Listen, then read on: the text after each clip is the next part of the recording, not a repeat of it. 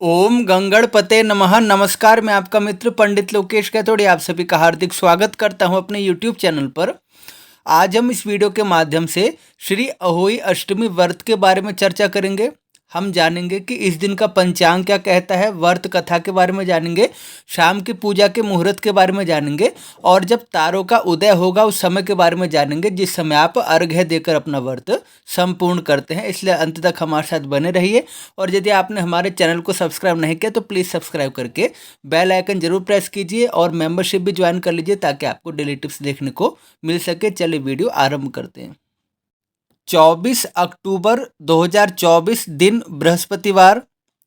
इस दिन कार्तिक मास कृष्ण पक्ष की अष्टमी तिथि है जो अर्धरात्रि में 1:58 तक बनी रहेगी। उसके पश्चात नवमी तिथि आरंभ होगी। दिन भर अष्टमी तिथि है। साध्य योग बना हुआ है दिन भर। और नक्षत्र की बात करें तो पुष्य नक्षत्र दिन भर बना हुआ है। करण की बात करें तो दोपहर 1:32 तक बालव नामक करण है।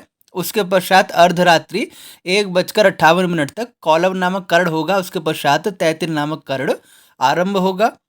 चंद्रमा कर्क राशि में संचरण करेंगे और सूर्य नारायण तुला राशि में इस दिन संचरण करेंगे। राहु काल का समय है दोपहर में 1:36 से 3 बजे तक राहु काल का समय है। इस दिन श्री गुरु पुष्य योग दिन भर बना हुआ है जो इस दिन को और अधिक श्रेष्ठ बनाता है। सर्वार्थ सिद्धि योग है, अमृत सिद्धि योग है, गुरु पुष्य योग है और इस दिन श्री राधा कुंड में भी स्नान किया जाता है। श्री राधा जी की उपासना करके जो राधा कुंड में स्नान करता है इस दिन उसकी संपूर्ण मनोकामनाएं पूर्ण होती है। और हमारे चैनल पर आपको श्री राधा कृपा कटाक्ष स्तोत्र सुनने को मिलेगा। उस स्तोत्र का भी इस दिन श्रवण अवश्य कीजिए और नियमित रूप से कीजिए क्योंकि उस स्तोत्र को सुनने मात्र से श्री राधा माधव जी की कृपा आपके ऊपर होनी आरंभ हो जाती है। तो ये बात हो गई अहोई अष्टमी के दिन पंचांग क्या कहता है। अब हम व्रत कथा की चर्चा आरंभ करते हैं। ओम श्री गणेशाय नमः। श्री अहोई अष्टमी व्रत कथा। एक नगर में एक साहूकार रहा करता था। उसके 7 बेटे थे, 7 बहुएं तथा एक पुत्री थी।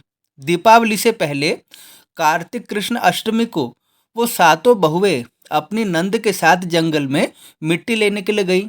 जहाँ पर वो मिट्टी खोद रही थी वहाँ पर स्याऊ की मांद थी। मिट्टी खोदते समय नंद के हाथ से स्याऊ का बच्चा मर गया। तब स्याऊ माता क्रोध में बोली कि तूने मेरे बालक की हत्या की है, इसलिए मैं भी तेरी कोख बांधूंगी, तुझे निसंतानता का श्राप दूंगी। तब नंद बहुत रोई घबराई, अपनी भाभीियों से कहने लगी कि मेरे बदले तुम अपनी कोख बंधवा लो। किंतु सभी भाभीियों ने ऐसा करने से इनकार कर दिया और कहा हम ऐसा श्राप अपने ऊपर नहीं लेना चाहती। किंतु जो सबसे छोटी बहू थी वो बहुत भोली थी। उसने सोचा यदि मैं कोख ना बंधाऊंगी तो मेरी सास नाराज होगी, मेरी नंद दुखी होगी। वो मन की बहुत अच्छी थी। उसने नंद के बदले अपनी कोख बंधवा ली। उसका परिणाम क्या हुआ, उसकी जो भी संतान होती 7 दिन के पश्चात उसकी मृत्यु हो जाती। ऐसा करते हुए उसके बहुत से बालक मृत्यु को प्राप्त हो गए। एक बार उसकी सास ने पंडित जी को बुलाकर पूछा कि क्या बात है, मेरी इस बहू की संतान 7वें दिन ही क्यों मर जाती है। तब पंडित जी ने कहा बहू से कि तुम काली गाय की पूजा किया करो। काली गाय स्याऊ माता की बहन है, उन्होंने तुम्हारी कोख बांधी है। यदि स्याऊ माता कृपा करे तो तुम्हारे बालक जी उठेंगे। तो बहू ने उनकी आज्ञा शिरोधार्य कर ली और प्रतिदिन काली गाय की सेवा करनी आरंभ कर दी।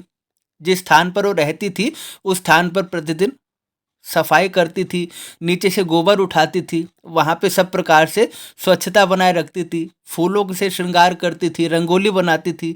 एक दिन गौ माता बोली कि आजकल कौन मेरी सेवा कर रही है, मैं आज तड़के देखूंगी।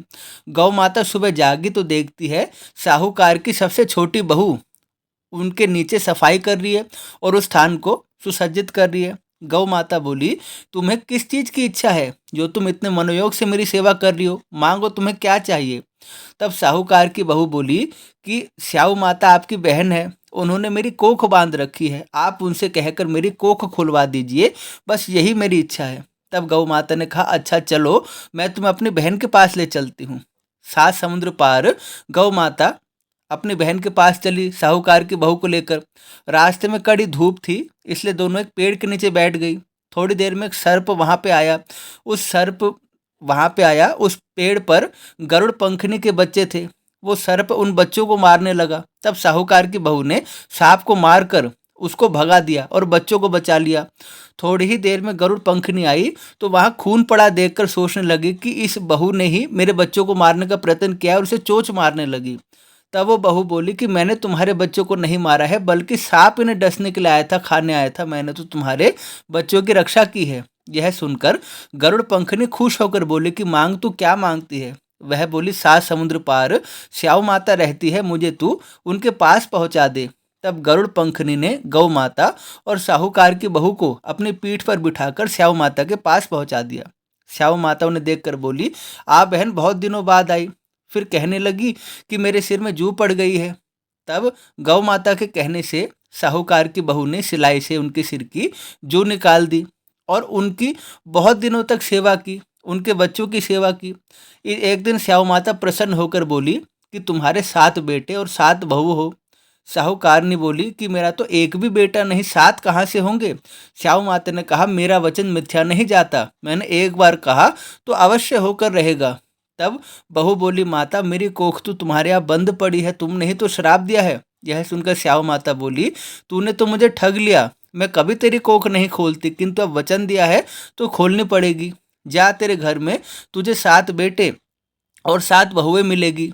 तू जाकर उजवान करना, 7 अहोई बनाकर 7 कढ़ाई करना। वह घर लौट कर आई तो देखा 7 बेटे और 7 बहुएं बैठी है। वह खुश हो गई। उसने 7 अहोई बनाई, 7 उजमान किए, 7 कढ़ाई की। दीपावली के दिन जेठानी आपस में कहने लगी, जल्दी जल्दी पूजा कर लो, कहीं छोटी बहू अपने बच्चों को याद करके रोने ना लगे। किंतु बहुत देर तक रोने की आवाज़ नहीं आई तो अपने बच्चों से कहने लगी, अरे जरा चाची के यहाँ देख कर आओ तो, वो अभी तक रोई क्यों नहीं। बच्चों ने देखा और वापस आकर कहा, चाची तो कुछ पका रही है, खूब उजमान हो रहा है। यह सुनते ही जेठानियाँ दौड़ी दौड़ी उसके घर गई और पूछा कि तुमने कोक कैसे छुड़ाई। वह बोली, आपने तो कोक नहीं बंधाई थी, मैंने बंधा ली थी। अब स्याऊ माता ने कृपा करके मेरी कोक को खोल दिया है।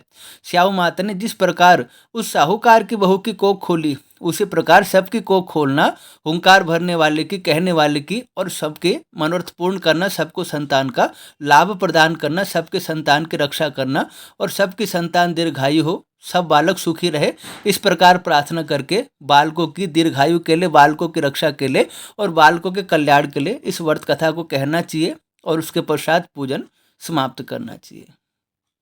इस प्रकार श्री अहोई अष्टमी व्रत कथा संपूर्ण हुई। व्रत के दिन इस व्रत कथा को अवश्य सुनना चाहिए और विधि विधान से पूजन अवश्य करना चाहिए। अब हम जान लेते हैं कि इस दिन शाम को पूजा करने का मुहूर्त क्या है। देखिए, शाम को नोट कीजिए, शाम को 5:50 से 7:06 तक पूजा का मुहूर्त बना हुआ है। शाम को 5:50 से 7:06 तक पूजा का मुहूर्त बना हुआ है। 1 घंटे 16 मिनट का आपके पास समय है। और इस दिन तारों को देखने के लिए समय क्या है, सायंकाल 6:14 पर, यानी इस समय तक 6:14 तक तारे दिखने आरंभ हो जाएंगे। हो सकता है प्रदूषण के कारण या अन्य कारणों से बादल लगे हो तो आपको तारे साफ ना दिखाई दे, क्योंकि शहरों में अक्सर प्रदूषण होता है, धूल मिट्टी होती है। लेकिन शाम को 6:14 के पश्चात तारे दिखने आरंभ हो जाएंगे और उसके पश्चात आप अपना व्रत संपूर्ण कर सकते हैं। और एक बार पुनः आपको श्री अहोई अष्टमी व्रत की हार्दिक शुभकामनाएं। माँ भगवती सबकी मनोकामना पूरी करे, सबके इच्छित वरदान उन्हें प्रदान करे। और आशा करता हूँ आपको जानकारी पसंद आई होगी।